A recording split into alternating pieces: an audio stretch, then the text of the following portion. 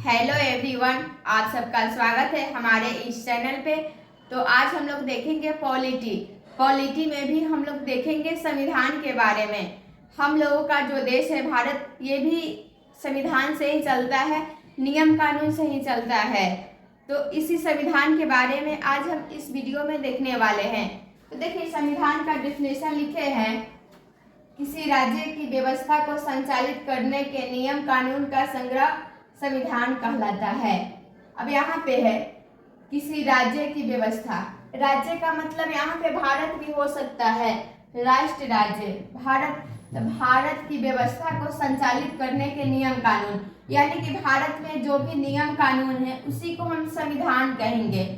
और राज्य होने के लिए 4 चीज होना चाहिए: भूभाग होना चाहिए, जनसंख्या होना चाहिए, सरकार होनी चाहिए, जो यहाँ पे भी सरकार नरेंद्र मोदी है, संप्रभुता होना चाहिए। संप्रभुता का मतलब क्या होता है कि कोई भी सरकार है वो अपना निर्णय खुद ले सके, किसी के दबाव में ना हो। इसी चीज को यहाँ पे हम लिख दिए हैं, जो सरकार अपने निर्णय लेने के लिए स्वतंत्र हो, यानी किसी के दबाव में ना हो।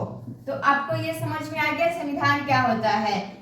ये नियम कानून का संग्रह होता है जिससे हम लोग का देश चलता है। और ये जरूरी नहीं है कि सभी देश में संविधान हो, सभी देश में ये संविधान जरूरी नहीं है।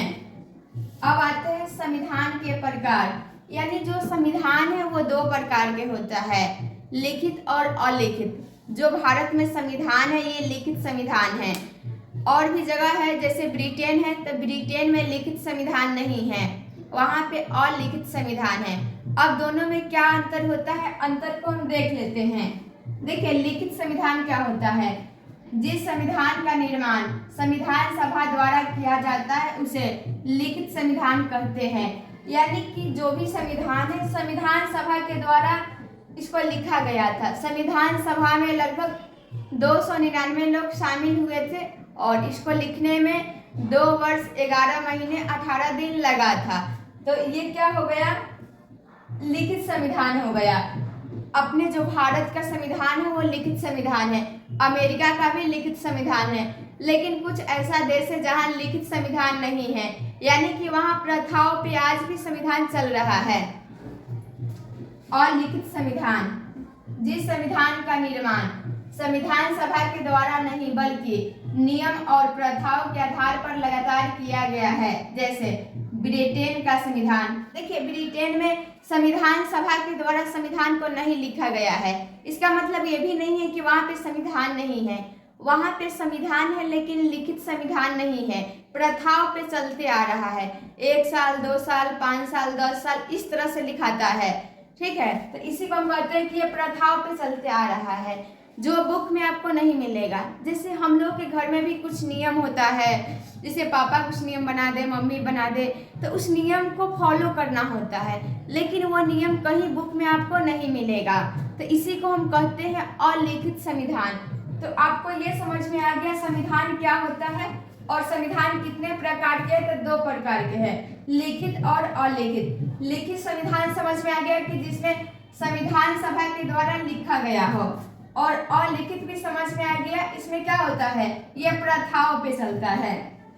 अब कुछ ऑब्जेक्टिव क्वेश्चन देख लेते हैं। सबसे पुराना संविधान कहाँ के है?